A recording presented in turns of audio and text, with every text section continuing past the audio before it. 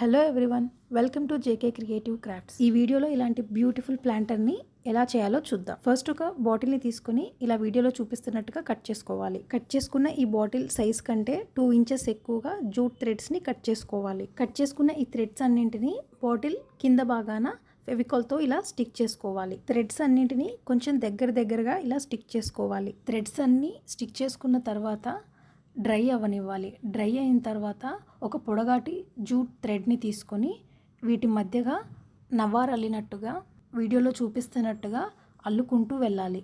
ఇది మొత్తం అల్లటానికి చాలా టైం పడుతుంది, కానీ మొత్తం అల్లిన తర్వాత ఫైనల్ లుక్ చాలా అందంగా ఉంటుంది.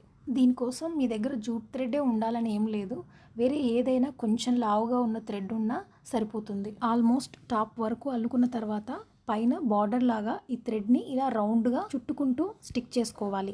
మీకు గనక ఈ వీడియో నచ్చితే ప్లీజ్ లైక్ చేయండి, మీ ఫ్రెండ్స్ అండ్ ఫ్యామిలీతో షేర్ చేయండి, అండ్ ప్లీజ్ ఛానల్ని సబ్స్క్రైబ్ చేయండి.